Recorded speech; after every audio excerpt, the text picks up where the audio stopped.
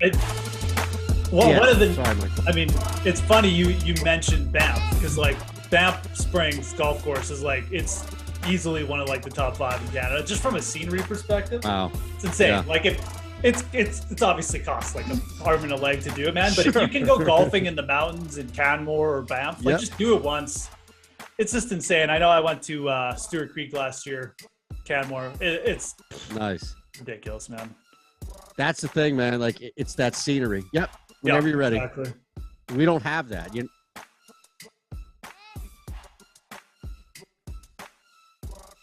Welcome in the NBA Strategy Show. We do a Jock Market edition here, Jock Market style, which means that nothing is ever locked with your slates. It's the home of turning DFS into the stock market. So we have a couple of things to look at: the fair IPO price value for a guy ahead of time, and then how to attack the game flow. That's why Geoff is in the house. Mike Awesemo is producing. Hit the thumbs up button if you're here hanging with us, and make sure you're subscribed here, not only to the Awesemo DFS channel, the Odd Shopper channel here as well. Geoff, a lot of things happening off the court, off the floor, if you will, all the trade deadline stuff bouncing around. And as I was telling you pre-show, nothing that Daryl Morey has yet to do for the Sixers is going to ruin my day because it's a golf day today here in Philadelphia that me and Mike are celebrating. Yeah, I mean, obviously watching the lineups and stuff over the last couple of days and things that have been going on, but still got a 6-game slate tonight and things to attack. And I don't know. I mean, with the teams in play, I don't know if we'll see too much like affect that, but obviously, yeah, I mean, anything can happen. So I say that, and Sacramento is on the slate. So I mean, we already have like one team has done a big but it's the lately. Kings. So yeah, it's the Kings. So I mean, I don't know. Right. Nobody will fault you for glossing over. It's not like we'll omit the Kings, but just from that standpoint. All right, so let's just look at it. You mentioned the 6 games, and there are some matchups here, some individual matchups. It's hard to ignore a couple of these totals. I mean, my goodness, that Kings game, maybe we should spend a little more time on that. Yeah. Now, granted, the Wolves are in town, but that's a 235 total we have on the board. And then that Bulls-Hornets game, we know Charlotte loves to jack threes left and right, been hitting the Rozier 4+ threes as much as we can from a betting side. Chicago's in town. That total's at 234.5. So maybe we should just look at those 2 games, or at least how you're approaching from a Jock Market standpoint some of the higher totals. I mean, it's funny. I mean, we make fun of the Kings, but like this is actually, a spot we need to look at. I mean, again, like you mentioned Minnesota and they're heavy favorites, but it's not like Minnesota is some kind of defensive, beast or something either. I mean, it's a team that obviously like allows quite a few points, rebounds, and assists as well. So De'Aaron Fox, I mean, no Tyrese Halliburton in the lineup. De'Aaron Fox, a couple nice games in a row. Just where he's trending too, like, around the fair IPO prices. I mean, I assume he'll get bid up a little bit because, like, obviously we're not the only ones who are going to be talking about the fact that, they're without a couple of their players tonight and because of the trade. But I mean, 77% and 176% are the ROI returns on De'Aaron Fox the last 2 nights. I don't think you're going to get him at like a $4 IPO, but even if you get him around $8 or $9, man, like this is a very, very good spot. There's no Tyrese Halliburton. Like the usage, the last game too was off the charts against Minnesota. I'm forgetting completely everything about the Kings, the back-to-backs with Minnesota. So yeah, I think you need to look at him and just paying up again. I mean, I don't see how he doesn't get a ton of usage in the spot. So obviously you can start there. We'll see where the IPO goes. Maybe with Fox too, it's more of an in-game thing where if he starts a little bit slow, you get him cheaper. But as a player, I really don't have a problem building around. I mean, I think he can go down their lineup a little bit though. I mean, we could certainly look at like a guy like Davion Mitchell, probably going to get a little bit more run as well at guards. So you could grab a couple players from this Kings team right now because they're a shorter rotation, guys getting put into roles that they're not usually in. And yeah, pretty good matchup. Yeah. The volume, I think, as you referenced it, stands out the most here with Fox, because if you look at where we have, and these are free for you on Awesemo, our Jock Market IPO pricing projections has Fox in that range of like, $8.50. And clearly you're going to have big names ahead of him. Again, you referenced this as well, where he's not sneaking up on anybody tonight, especially with that gigantic total. But his projection, I think, might be aided and boosted up even more because we know there's built-in volume. And then this, just to kind of build on your point, you're really not finding anybody else above him that is so self-sufficient, if I can use that term, right? Everybody else has another guy on that team that you have to worry about taking away, or at least who could be the bigger scorer, the bigger rebounder, what have you. De'Aaron Fox really stands alone. Even Rozier below him. De'Aaron Fox is the guy that stands alone. I mean, I'd make the argument for Simons. We'll get to that team in a second, but I don't know what Portland is anymore. So, yeah, I love Fox, and I think you could actually get away with boosting that projection compared to other guys because of that point where you don't have anybody else really bogging him down. Yeah, I think that's the perfect way to view it. Again, like, I don't mind if the IPO even got up to like just where we're just under $10 or something. I mean, we have him projected strong too. I mean, he's projected up in that $10 range as a solid play on Awesemo. And again, you can check out free Jock Market projections over there on the site. Definitely go take a look at it. So I would put him like up like in the kind of Fred VanVleet category, even like the guard. Unless you're paying up for, you really are intent of paying up for like Ball or Curry. I mean, like De'Aaron Fox is the guard I want to target for sure. So in that game, just because there's that super high total here, we do have Anthony Towns. It's a lighter center slate, if you will. Not that we're stuck by positions by any means here on Jock Market, but just looking at maybe other guys. We have AD and Vooch to a lesser extent, but Cat is popping up higher from a projection standpoint. He's the same price, projected at least on Awesemo as the fair IPO, as Anthony Davis. And beyond Karl Anthony Towns, the other guy I was going to get your thoughts on here is not Anthony Edwards, who has been struggling, but now D'Angelo Russell, who I think can slide in and really fill that void. Edwards has just disappeared. We used to pound his three props, and he's just fallen off the face of the earth. Yeah, I know. I mean, I tried to play the Anthony Edwards bounce back last week, and it really didn't work out very well. I don't know what's happened to his game, but D'Angelo Russell being back, it actually hasn't helped Anthony Edwards either. I thought it might help. I know the usage with Edwards is bigger when Russell isn't there, but like I just figured maybe that was what was missing. But I mean, I don't know. I mean, I think D'Angelo Russell going to him potentially is a really good idea in this game. We're talking about Fox. It's a good spot for him. It is a back-to-back, and Fox played like 37 minutes. So, D'Angelo Russell coming off a 24-minute game. You could see him push, bigger minutes here. The same goes for Karl Anthony Towns, by the way. These Minnesota players did not play many minutes last night. And I think that I definitely give the edge, when we're looking up top and at this position to Karl Anthony Towns for that reason over Anthony Davis. Obviously the matchup is good for Davis. We have both these guys projected very close. Actually, Towns is actually projected above Davis on Awesemo. But they're very close. Again, I mean, I won't let that skew you too much, but I think the fact that it's Sacramento, they're so short-handed. Towns coming off a shorter minute game, and now they're on the road too. You kind of expect maybe Sacramento makes a bit more of a game to it tonight. I really like Towns in the spot, but I think Russell's a good call. Certainly favoring him over Edwards, and I think D'Angelo Russell is a guy who could just slide under the radar in this game, right? We've already talked about like three players we like. Russell, kind of that third cog. You'll probably get him for the cheapest. So definitely a player I think you should be just keeping an eye on the IPO for sure. You bring up an interesting point, and this is really why Jock Market stands out with game flow and what could happen. Now, granted, we'll keep an eye, and you should as well, on injury, but to my knowledge, neither Holmes nor Bagley have been ruled out tonight yet, even though they were not, playing last night, the first leg of the back-to-back. If you get even one of these guys back, all of a sudden the Kings, it's the same game as we saw last night. I think you're right. I think there's a realistic opportunity here where Sacramento just comes out and they're in the game, and Minnesota is just not for the first quarter or two. That could dip costs for Russell. That could dip costs even for Cat. Yeah, absolutely. I mean, it's a good way, especially to approach like a player like Karl Anthony Towns, because I mean, look, it's a really important thing. These teams are playing. It's not just a back-to-back. They're playing each other for the second time in a row. Right. Sacramento, game.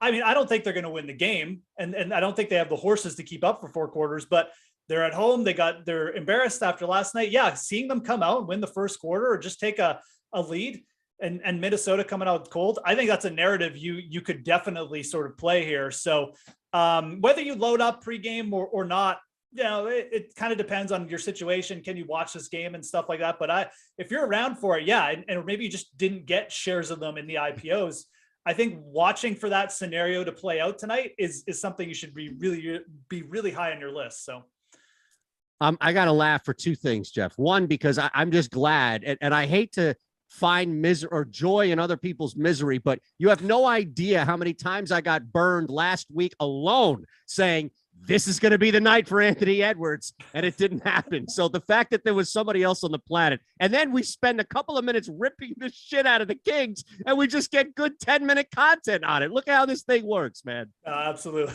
That's generally how these go. So are you looking at all now with the other total is, and again, odd shopper, depending on if you want to go over or under that Bulls, Hornets, or any total, any side, any play, first half, first quarter to the game. It's a free site available to you. We constantly reference it from a betting standpoint.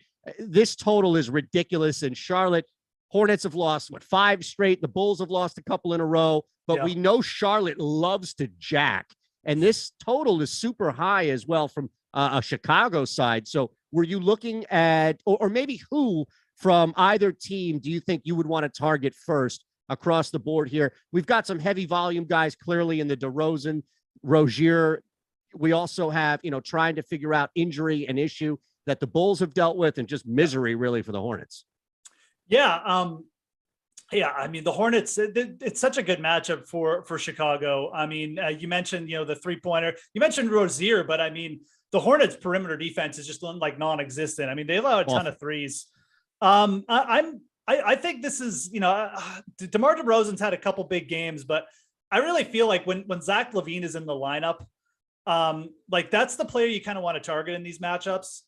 And he's obviously he's only making, I think it's like his 4th game back from injury, but still he's been in and out of the lineup a little bit. And I feel he's just a player sometimes people forget in this spot. So, with the good matchup, obviously, a player who's been pretty consistent from 3-point land. He's actually almost at like 50% rate over his last 10 games. For the year, he's been good too. I like LaVine in this spot quite a bit. Really nice return in his last game. We have him. I'm not actually sure where we have him. I know he's up there in terms. Yeah, we have him pretty strongly too.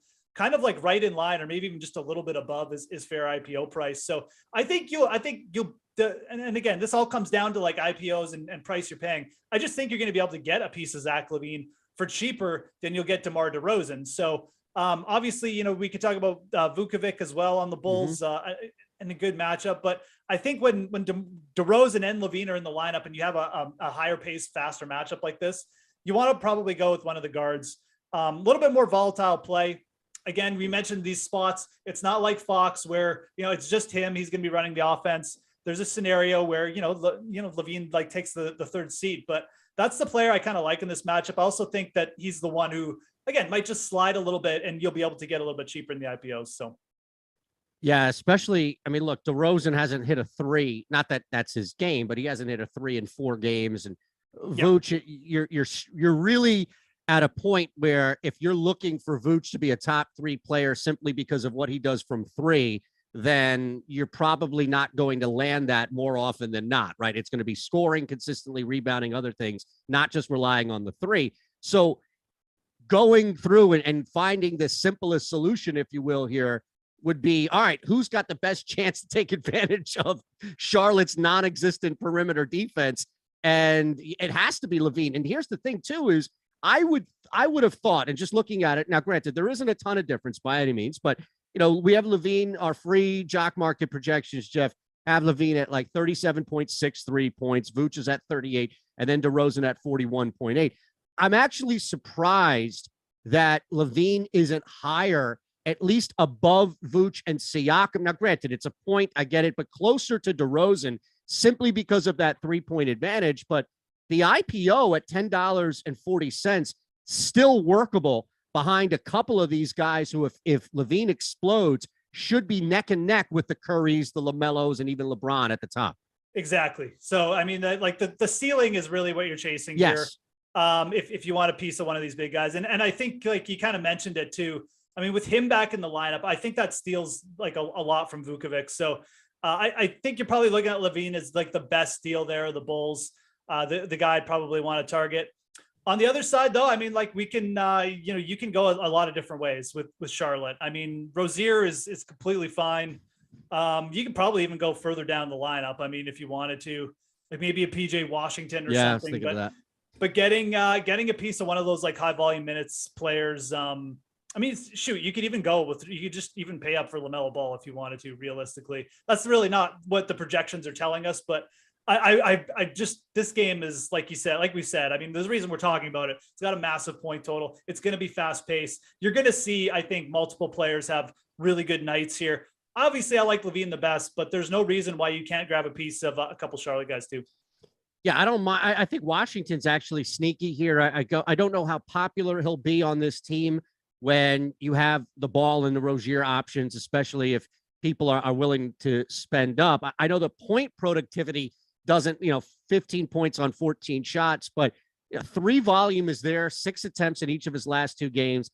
And I think what shouldn't be forgotten on how bad Charlotte is on the perimeter defending the 3 is also how much they love to take threes. So, they will gladly sacrifice giving up some in order to launch some as well. So Washington might be that 1A to B option if you're looking for somebody who's going to get 3-point shot volume on top of Rozier, because, clearly that's going to be the chalk one. And you mentioned Ball there as well. I mean, look, the books are now at this point going over 3.5 as pretty much the regular over under for Terry as far as 3-point. I mean, he's in Anthony Simons territory now.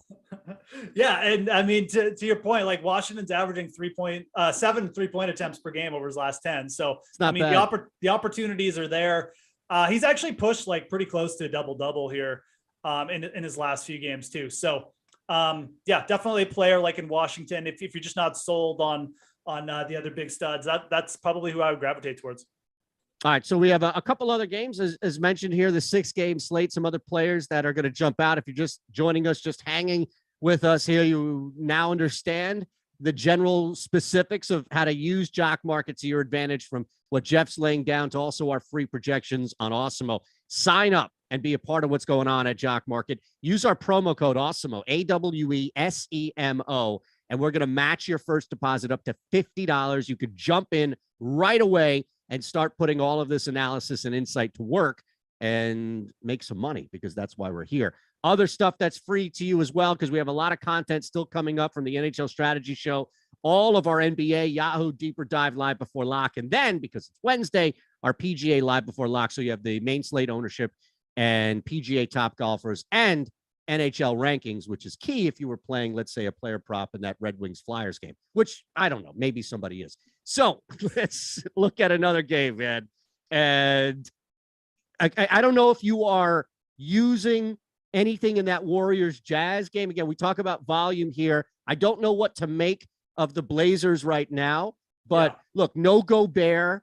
And granted, the Warriors haven't had Draymond in a little bit anyway, but a couple of key defenders missing in that game. It is at 220.5 or so, depending on where you look at it. That's actually moved up as of recent. So in that 224 range, because I just did the Island game on it. But I don't know. Something about me thinks this game is going to go over, Geoff, and that lacking a couple of key defenders on both sides could lead to just more shot volume.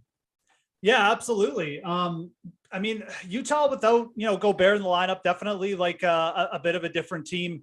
They're starting to get a little bit healthier, but it's still, I mean, there's still a team who just, it's just not the same. Like I said, there's going to be a little bit more, perhaps, like offensive rebounds on the boards and things like that. And we have a pretty big point total, like you said, really close spread too. So, I mean, Andrew Wiggins is kind of the guy who, I don't know why, yes. But when you mentioned, like, if we do get that kind of game, and I think we're on the same kind of page here. I mean, this is the type of spot where you could see Andrew Wiggins, potentially just pop off. And, if we're being realistic, like he's obviously more of like a boomer bust play. I mean, he's I'm just going to go through his Jock Market returns. I mean, he's got in his last 3 games, he's gotten negative ROI returns of 68 and 71%.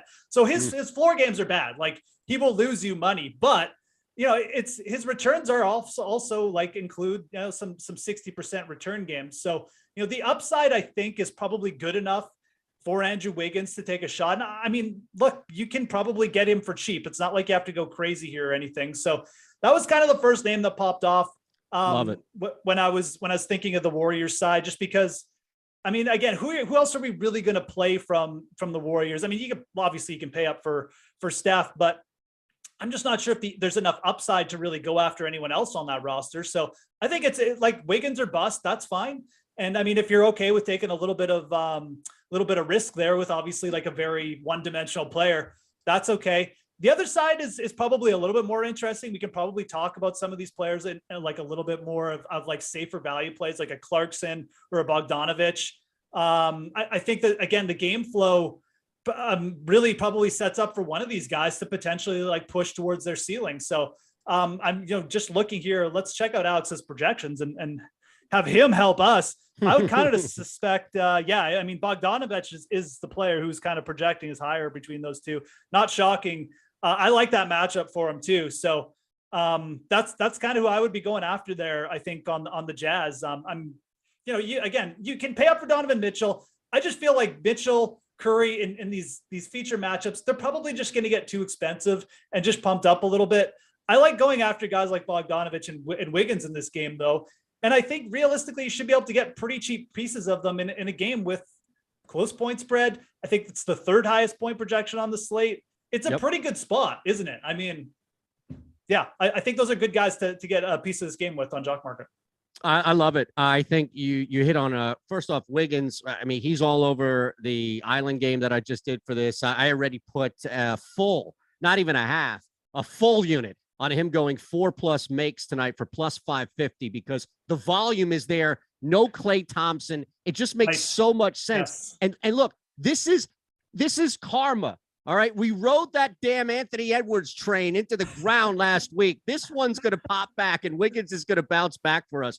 And then on the other side, if I could just add to your point about Jordan Clarkson, coming off the bench, being in that first, second, like in that really early rotation coming off the bench, this could be an opportunity where the Warriors do come out and Golden State's up. And I think everybody's value may dip on Utah, even a guy who's yet to really enter the game at that point. There might be a small window is what I'm saying, Geoff, but you might be able to get Clarkson even cheaper if that's, and Bogdanovic as well. I think both of those guys are fantastic. And Clarkson, we know, no matter what's going on with the starter, that volume and really minutes to a lesser extent, that's pretty much built in for Clarkson every night.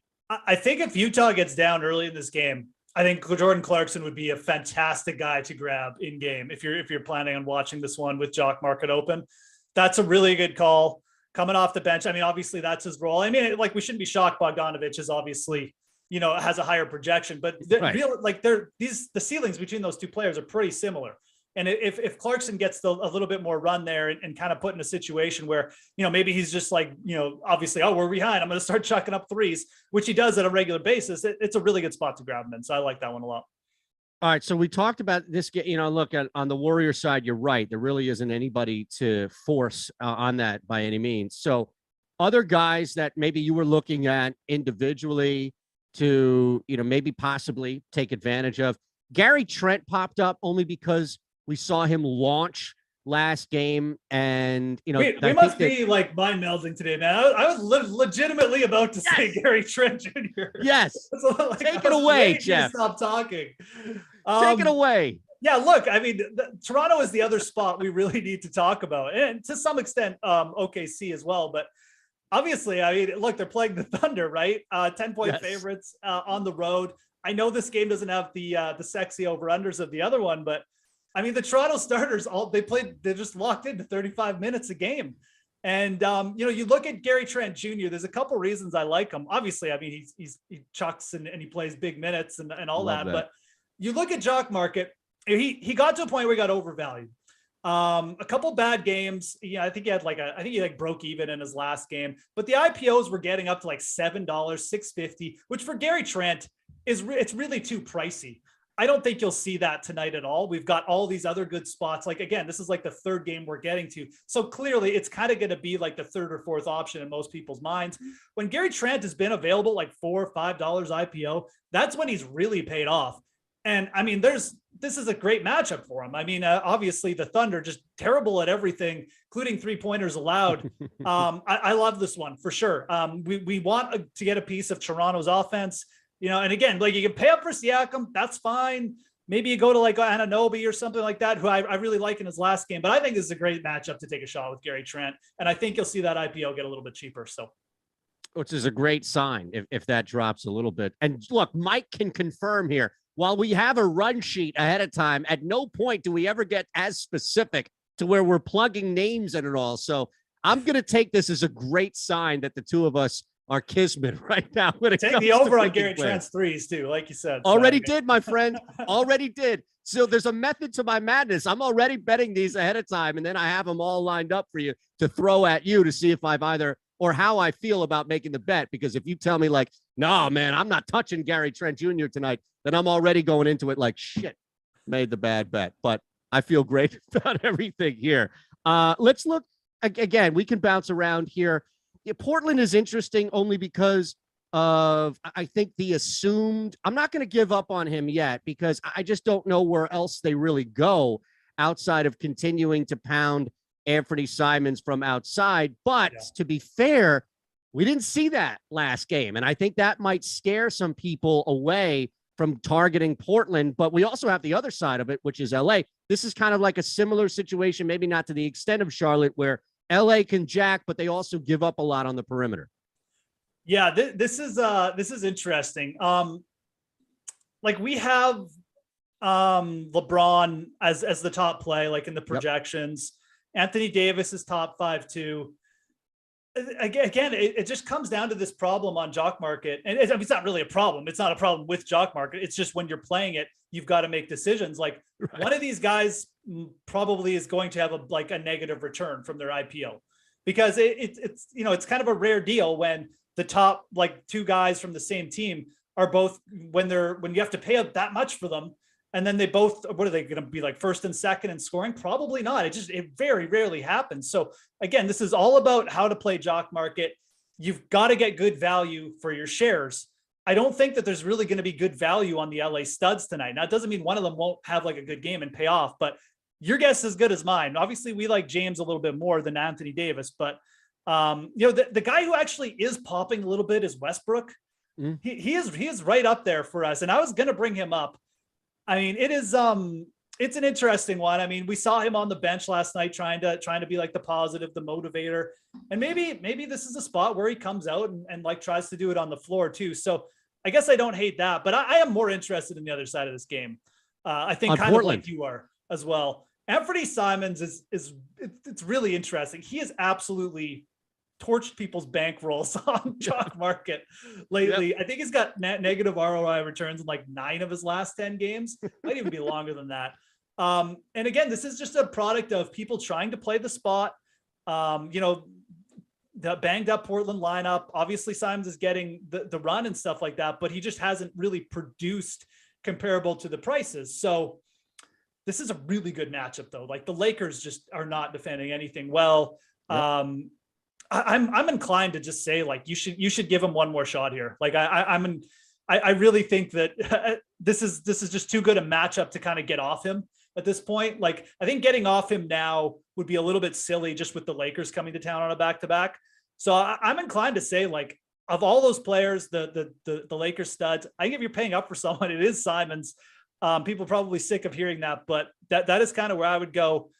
Going down the lineup. Do we see Dennis Smith Jr. maybe pop up a little bit more? Winslow, that's not bad. I mean, Winslow was the other guy. I don't know what to make of that one game, right? I mean, it's like the first game without everybody. They're also getting beat up at home by the Magic.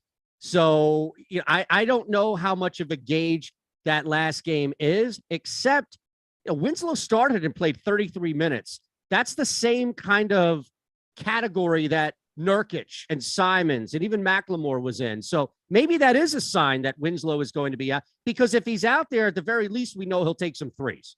Yeah. And that could bump him up. That's true too. Obviously, it's like a tougher matchup with Anthony Davis in there, but he does have like good point. He does have Nurkic there, obviously, to help out a little bit. Yeah. I again, this is kind of why I brought up Simons, just because the rest of the Portland, it just feels like we're just chucking darts. Be like, okay, yeah, let's play this guy, right? So McLemore, that's great, he got the run, but McLemore's like honestly a terrible fantasy player. He's just so inefficient. That's kind of why I brought up Dennis Smith Jr. He did play. He's played 20 minutes in a row, 2 straight games. I just feel his upside is a little bit better, but that's a thin play too. Like maybe he could get like 33 minutes or something, but maybe he just gets 15 again and doesn't do anything. At the very least, if you're looking for like just a real shot in the dark who's not going to cost too much, I guess I'd throw out Dennis Smith Jr. I'm not really in love with anyone else, but I do think this is the night where, don't overpay for Simons, but if you can get some fair value, I think it's fine to take a shot with him one more night. Awesome. Good place to end there too. So we appreciate everybody hanging with us by all means. And look, Jock Market, as you now see, as you hear, it's not as difficult. It's not as intimidating as it may seem on the surface. It's fairly easy to get going. And we're even going to give you a promo code, Awesemo, AWESEMO, to start off with, where we can match your first deposit up to $50 at the Fantasy Grind. Make sure you're following, interacting, thanking Geoff for winning you some money here on that Shander Show. Thanks to Mike Awesemo producing. And if you haven't already, my goodness, hit that thumbs up button and make sure you're subscribed across the board here. Geoff, we'll see you, man, next week. Absolutely. Thanks a lot, guys. See you.